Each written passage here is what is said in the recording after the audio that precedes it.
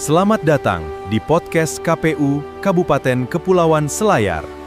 Suara kita, masa depan bangsa.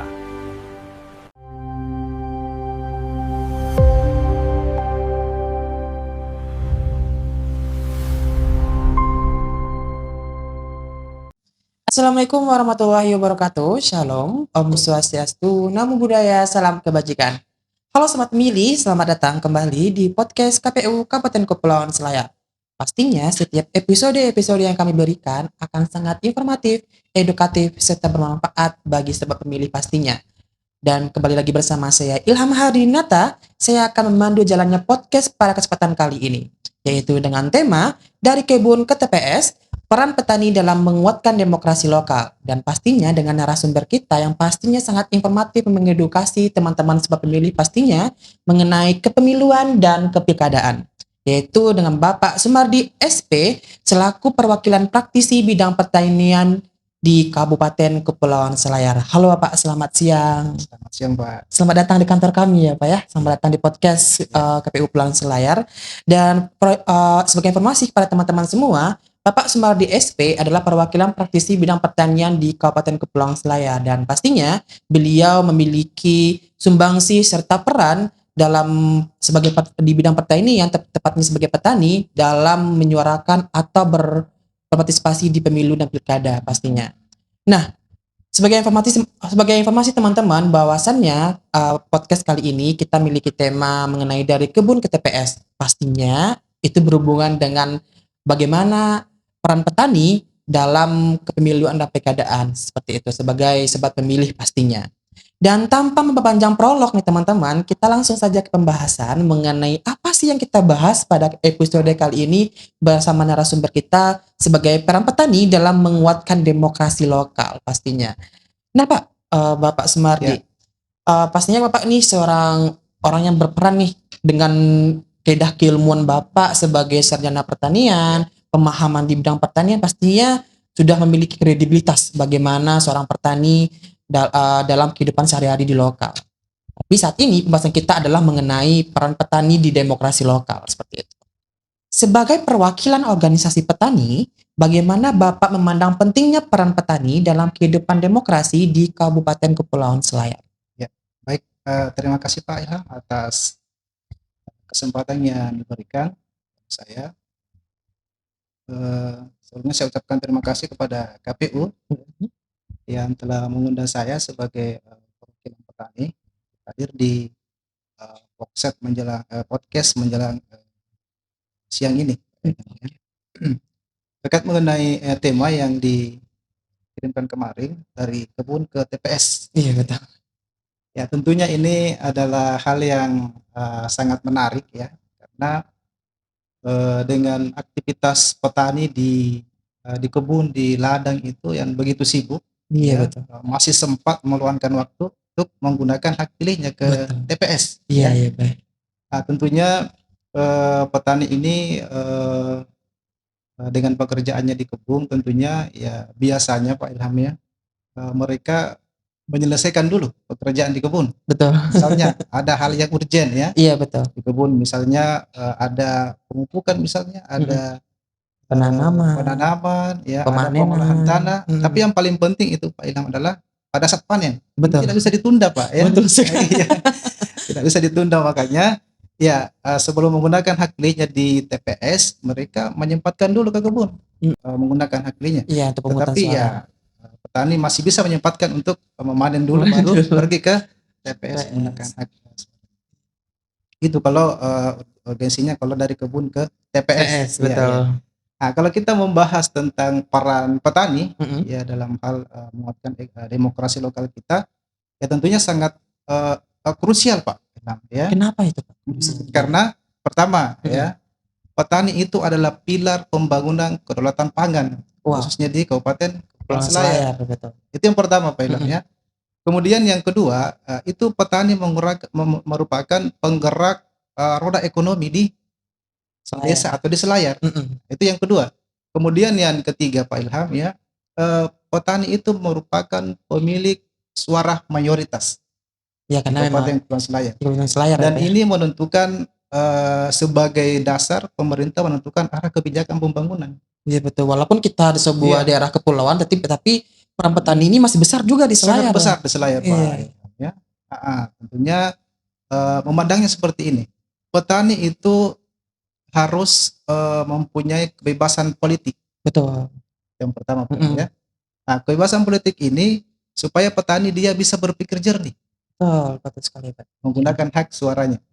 Iya sesuai dengan hati nuraninya. Sesuai dengan hati nurani. Iya betul sekali. Kemudian yang kedua, petani itu harus memiliki kemandirian ekonomi Kenapa begitu Pak? supaya tidak mudah tergiur dengan money politik. Wah keren sekali. Karena memang kondisinya kalau udah Iya. kalau udah soal duit ya semua orang bakal lupa diri ya kan. Lupa diri, Pak Ilham, Makanya ya. petani itu harus financial freedom lah istilahnya kalau bahasa Iya, kami, iya, kalau bahasa betul. anak muda sekarang gitu Iya, ya iya. Pak ya. Makanya dua itu harus dimiliki. Iya betul. Nah, untuk memiliki itu tentunya harus ada kerja nyata yang harus dilakukan, baik itu pemerintah, organisasi, ya, ataupun bahkan ya pihak KPU sendiri Iya sebagai penyelenggara sebagai pemilu. penyelenggara pemilu. Iya, betul. Karena dia yang akan menentukan masa depan Selayar hari ini. Iya karena memang kondisinya adalah melahirkan pemimpin yang berintegritas. ya karena melahirkan pemimpinnya adalah berasal dari masyarakat itu sendiri dan KPU lah yang menyelenggarakan sebagai wadah untuk menampung suara aspirasi dari pemilihan kepemiluan pilkada ini seperti itu ya Pak ya. Oke baik. Jadi kan nggak menutup kemungkinan bahwasannya mungkin mindset atau pemikiran orang-orang bahwa kita adalah daerah namanya Kepulauan Selayar mungkin didominasi oleh nelayan atau pekerja di laut, padahal tidak menutup kemungkinan bahwasanya kita juga didominasi oleh petani juga ya Pak, seperti kelapa, ada juga sawah di Jampea juga ya Pak ya, dan coklat juga ya begitu ya Pak ya. Petani sekarang ini kan dia bisa mengerjakan, dia bisa juga sebagai petani, bisa juga sebagai peternak, bisa juga sebagai nelayan. Iya, jadi multi profesi ya. Iya, multi profesi. Mereka bisa di semua lini. Semua lini, asalkan ada income-nya semuanya dilakukan. Yang ada income dieksekusi ya Pak ya, bagus. Jadi sudah dibilang sama Bapak Sumardi tadi bahwasanya petani itu memang harus memiliki financial freedom biar tidak nantinya ada tergiur dengan money politik seperti itu. Nah, selanjutnya Bapak itu adalah mengapa penggunaan hak pilih oleh masyarakat yang berprofesi sebagai petani dalam sebuah pemilu dan pemilihan menjadi hal yang penting bagi pembangunan daerah. Ya, tentunya untuk pembangunan daerah ya mereka kan harus punya dasar. Betul sekali. Untuk menentukan arah kebijakan. Ya, di mana karena mayoritas pemilih Kabupaten Selayar itu adalah petani, maka suara petani itu sangat penting untuk menentukan arah kebijakan. Misalnya Pak Ilham ya, untuk pembangunan saja ya, pembangunan jalan tani itu butuh objek petani. Ya, kalau tidak ada petani tidak jadi itu pembangunan. Ya, misalnya jalan usaha tani. Iya betul. Pembagian pupuk.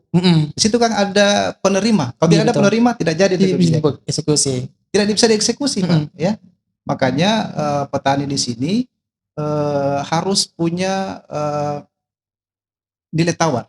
Iya.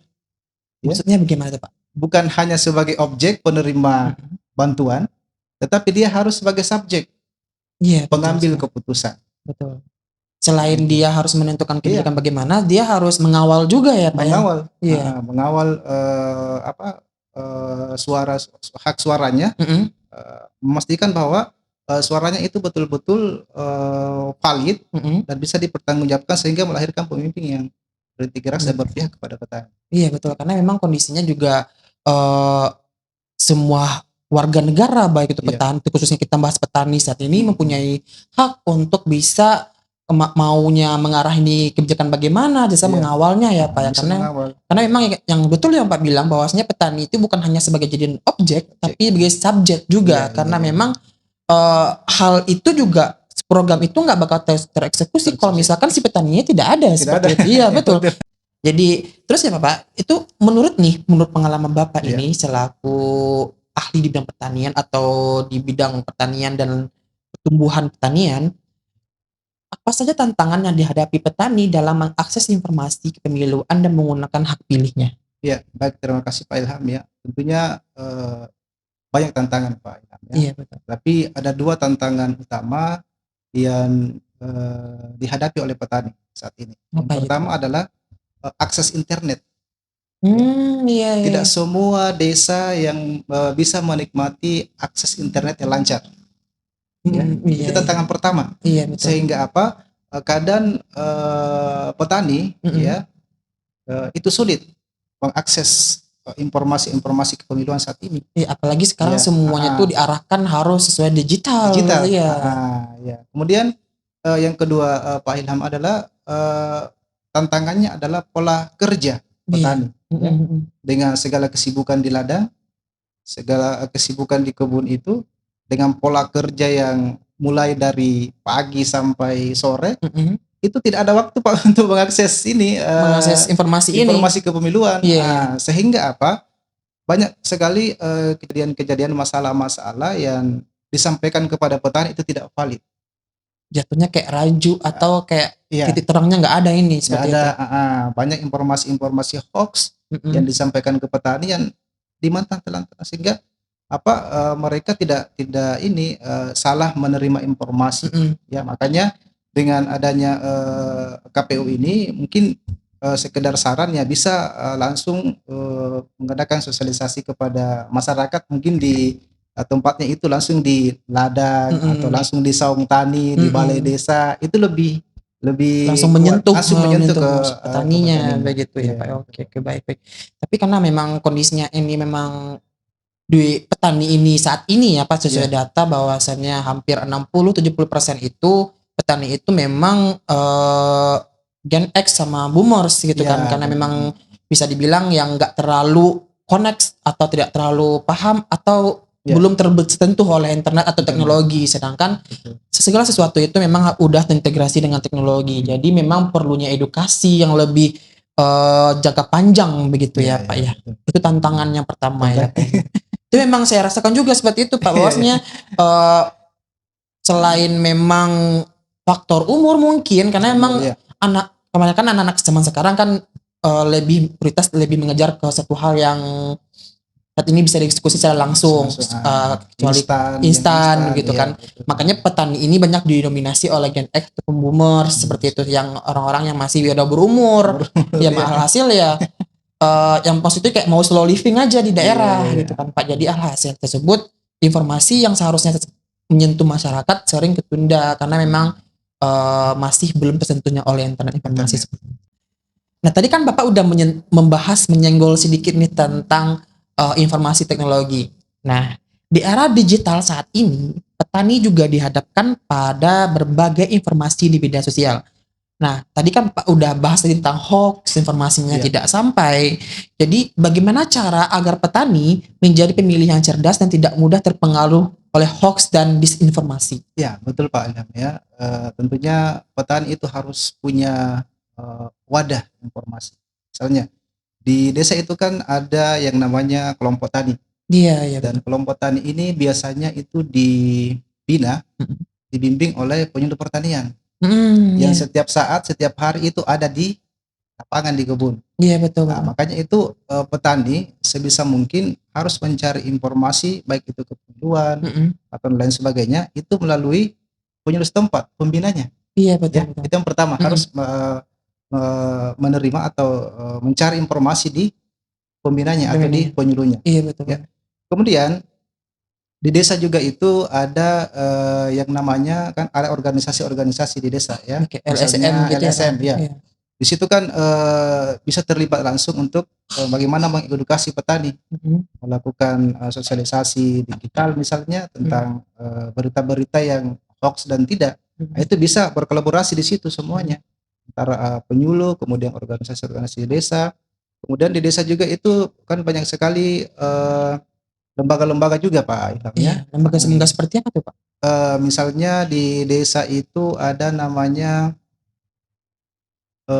kayak BUMDes ya. Oh BUMDes, Badan Usaha Milik Desa. Iya betul. Nah, itu kan bisa juga kita mendapatkan informasi di situ. Iya. Di BUMDes itu kan ya arah dan tujuannya itu kan untuk menggerakkan perekonomian masyarakat di desa.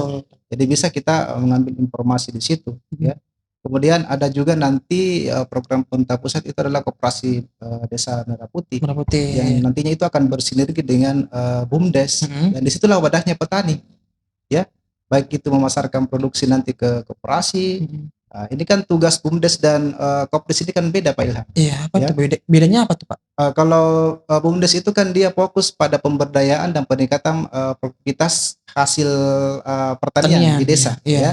Kalau Kopdis nanti itu dia akan menyerap semua hasil-hasil pertanian itu, Oh iya. sehingga akses pasar itu mudah.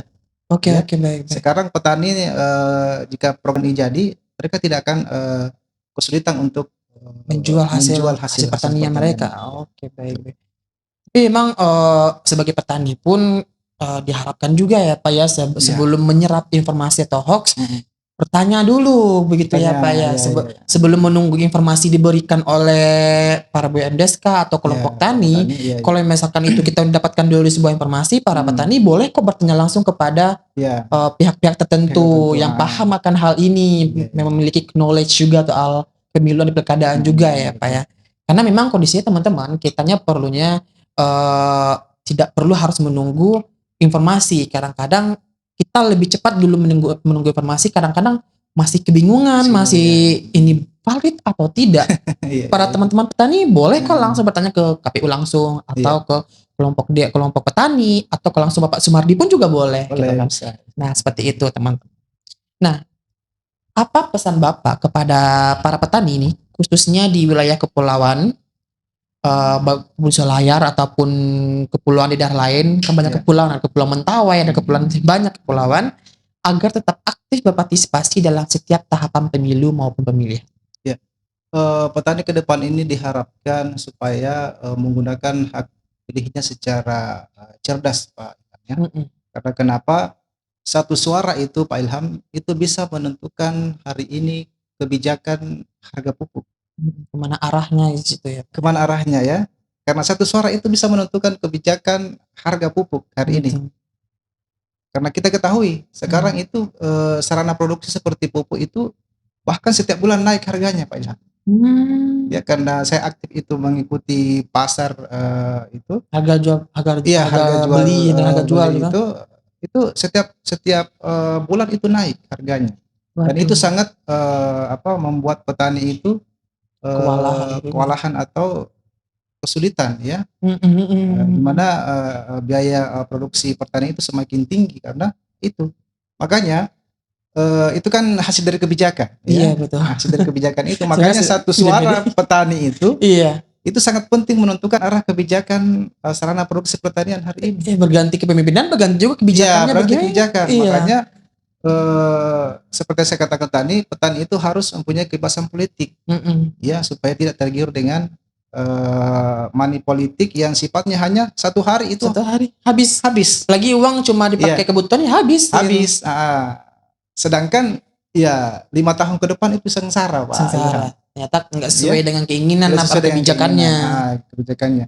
Ketika petani seperti kata tadi bisa memiliki kebebasan politik, ya, itu dia punya nilai tawar seperti saya katakan tadi.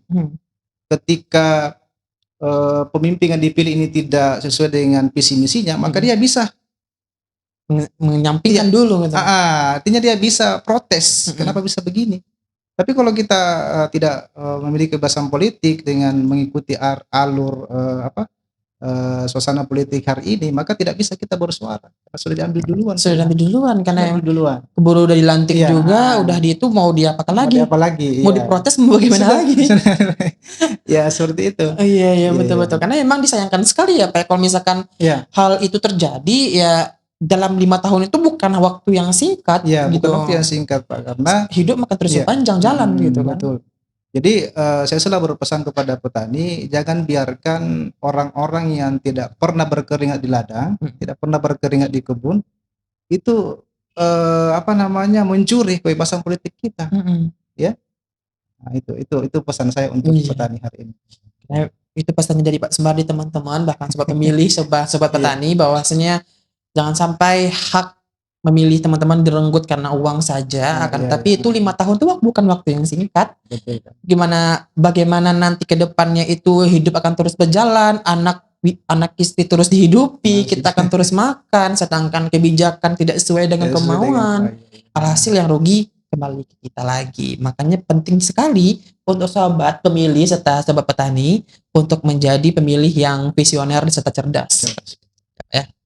Nah, selanjutnya adalah tadi kan Bapak sudah sempat membahas mengenai tadi money politics. Itu salah satu termasuk dari permasalahan-permasalahan yang cukup ya bukan hal yang tabu bagi kita sebagai di rakyat Indonesia ya Pak ya. Mungkin ada satu atau dua oknum bakal lebih untuk melakukan hal tersebut. Baik itu oknum penerima ataupun oknum yang pemberi seperti itu. Nah, bagaimana pentingnya itu termasuk salah satu merusak persatuan dan kesatuan gitu, Pak. Nah, jadi bagaimana pentingnya menjaga persatuan dan kerukunan masyarakat petani meskipun memiliki pilihan politik yang berbeda. Ini sering sekali terjadi Pak, 5 tahun sekali itu kadang masyarakat yang hidup bertetangga retak karena pemilu yang 5 tahun sekali 5 tahun sekali itu. Beda suara, ya, beda warna, beda bendera, itu bisa membuat kerukunan yang selama ini dijalin bertahun-tahun itu bisa retak karena itu. Ya, untuk saran saya buat petani dimanapun Anda berada, khususnya di Kabupaten Kepulauan Selayar, ya coba petani memisahkan antara urusan politik dengan urusan di ladang atau di kebun. Iya, urusan pribadi. Urusan pribadi, iya. Ya. Karena bagaimanapun juga urusan politik itu ya pada saat pemilihan itu satu sifatnya hari dinamis. Berubah. Ya. Jadi selesai pemilihan ya sudah kita kembali ke ladang, kita kembali bertani, hidup rukun dan sebagainya. Jangan melihat kebijakan lagi. Karena kebijakan ya sesuai dengan pilihan kita. Kita memberikan hak suara kita sesuai dengan hati nurani, bebas politik. Tinggal pemerintah bagaimana dia menentukan atau merealisasikan program-programnya. Ya, jadi saran saya kepada petani yaitu pisahkan antara ranah politik dengan ranah urusan pribadi, kebun dan lain sebagainya. Oke, baik. Karena memang hal itu sobat pemilih dan sobat petani bahwasannya hal tersebut juga kita lebih mengedepankan satu dan kesatuan. Karena kan sedangkan semboyan kita adalah Bhinneka Tunggal Ika. Berbeda-beda tapi tetap satu jua. Masa dengan adanya pemilu atau pilkada sekali 5 tahun kita pecah antara kita sama petani gitu loh. Sedangkan kadang-kadang siapa tahu nanti petani yang si A kehabisan pupuk boleh minta petani yang ke si B gitu kan, pinjam. Karena ini udah pecah ya nggak enak hasil petani hasil pertaniannya tidak maksimal gitu. Karena semuanya itu kita hidup di negara demokrasi itu ada kesinambungannya ya Pak ya. Betul, baik sekali. Nah, selanjutnya Bapak itu nih, menurut Bapak apa yang dapat dilakukan oleh KPU sebagai penyelenggara pemilu termasuk pemerintah dan organisasi masyarakat untuk meningkatkan partisipasi pemilih di kalangan petani pada pemilu mendatang? Ya, ini sebelumnya mohon maaf ya untuk KPU Kepulauan Selayar, ini sekedar masukan ya untuk bisa mengurangi seminar-seminar di gedung-gedung, di kantor-kantor dan sebagainya ya. Baik. Tetapi bisa sekali-sekali atau bahkan pada saat proses pemilihan itu akan berlangsung, nah itu bisa memasukkan sosialisasi langsung ke petani itu sendiri. Tempat petani itu berkumpul. Di mana sih ini tempat petani berkumpul? Kan mereka berkumpul biasanya di saung-saung tani, di ladang, di sawah, ya. Coba sekali-kali untuk memasuki itu, ya, memberikan informasi yang akurat. Ini untuk KPU Kepulauan Selayar, Pak ya, Pak Ilham ya. Akan saya catat tuh, Pak. Iya, catat. Iya. Kemudian yang untuk pemerintah itu sendiri ya, karena pemerintah kan ada instansi-instansi yang mengenai yang terkait mengenai itu, yang menangani tentang itu. Adanya Kesbangpol, ada Kesbangpol, ada Dinas Pertanian dan sebagainya, untuk bagaimana supaya memberikan edukasi dan informasi-informasi yang akurat terkait mengenai pertanian itu sendiri. Kemudian dari organisasi itu sendiri ya, misalnya kan ada lembaga-lembaga tersendiri yang menangani tentang itu, ya sebisa mungkin untuk partisipasi aktif ya, untuk melakukan pembinaan ya, pelatihan digital, termasuk pemahaman bagaimana menggunakan media sosial yang baik dan bijak, baik. Ya seperti itu untuk masukan-masukannya. Oke, baik, itu sebagai penyelenggara pemilu nih KPU, pastinya kami akan menerima masukan-masukan kritik-kritikan yang membangun agar nanti kami bisa mengevaluasi kinerja ke depannya agar bagaimana pesta demokrasi selanjutnya itu bisa bermanfaat bagi semua kalangan termasuk ke petani. Karena emang kondisinya adalah kita pun juga berusaha sebagai penyelenggara pemilu bagaimana pemilu itu bersifat jurdil serta amanah sebagai penyelenggara pemilu pastinya. Selanjutnya Bapak, jika Bapak dapat merangkum hubungan antara kebun dan TPS dalam satu kalimat, apa yang ingin disampaikan kepada para petani dan masyarakat di Kepulauan Selayar? Ya, baik. Untuk para petani, ya, mari gunakan hak pilih Anda secara cerdas, karena hak pilih Anda secara cerdas itu bisa menentukan arah kebijakan politik yang berpihak kepada petani. Kira itu, Pak. Oke, baik. Itu teman-teman petani, di underline, di bold bahwasanya kita sebagai petani, bahwa sobat pemilih dan sobat petani yang memiliki hak serta memiliki peran dalam arah kebijakan ke depan, jangan lupa nantinya di pemilu dan pilkada selanjutnya itu silahkan berpartisipasi karena memang masa depan bangsa ini ada di tangan kita selaku warga negara yang mau bisa berpartisipasi seperti itu. Ini yang terakhir Pak, sebagai penutup, apa harapan dan ajakan Bapak kepada seluruh masyarakat, khususnya kepada petani, untuk bersama-sama mewujudkan demokrasi yang berkualitas melalui partisipasi yang aktif dan bertanggung jawab? Kan tadi Bapak sempat bahas nih, ini lebih ke spesifik ke petaninya, apa sih yang harus dilakukan untuk bisa berperan sebagai di pesta demokrasi seperti itu? Baik, harapan kita ke depannya kan dengan adanya pesta demokrasi itu, ya kita bisa memilih, ya, dan menghasilkan pemimpin yang berintegritas, yang mampu merealisasikan janji-janjinya, ya, bukan hanya janji politiknya, ya. Itu saya kira harapan kita. Kemudian yang kedua, harapan kita juga supaya adanya pembangunan yang berkesinambungan, khususnya di desa. Jangka panjang, ya, karena disitulah tonggak perekonomian dimulai dari desa. Kemudian yang kedua, harapan kita juga buat petani supaya berpartisipasi aktif, ya, dalam misalnya dalam menggunakan hak suaranya, ya, mengajak tetangga, mengajak teman-teman untuk ke TPS, ya, untuk menggunakan hak suaranya secara cerdas. Nah, kemudian untuk harapan, ya, tadi untuk harapan, ini untuk ajakan, ya. Untuk ajakan kepada petani, ya, mari kita bersama-sama, ya, menggunakan, ya, hak pilih kita untuk melahirkan pemimpin yang berintegritas. Oke, baik. Itu pesan-pesan dari Pak Sumardi dalam episode kita kali ini untuk para sobat pemilih dan sobat petani, yang pastinya hal tersebut juga menjadi mawas diri untuk kita semua, bukan hanya mungkin sobat pemilih, akan tapi sebagai sobat pemilih pada sobat petani pastinya. Hal tersebut bisa kita mempelajari bahwasannya petani adalah salah satu bahkan tonggak utama dalam sebuah demokrasi atau pemilihan, karena dipastikan bahwasannya banyaknya masyarakat di Indonesia yang berprofesi sebagai petani. Hal tersebut bisa menjadi acuan kita sebagai penyelenggara pemilu bahwasannya petani perlu disentuh secara langsung untuk mengenai informasi kepemiluan dan kepilkadaan.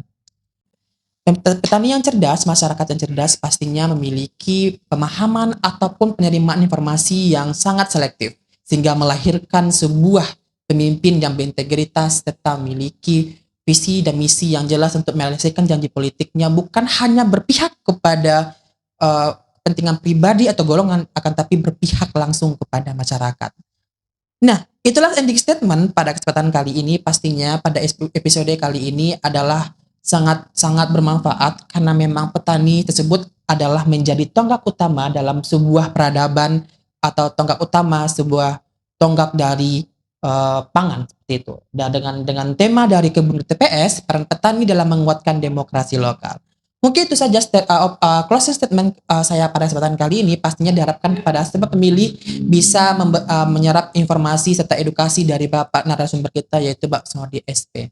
Baik, itu saja saya Ilham Harinata selaku narasumber pada kesempatan kali ini mewakili Bapak narasumber itu Bapak Sumardi SP selaku penggiat petani di Kabupaten Kepulauan Selayar. Pamit undur diri. Wassalamualaikum warahmatullahi wabarakatuh. Shalom, Om Swastiastu, Namo Buddhaya, salam kebajikan, salam KPU melayani.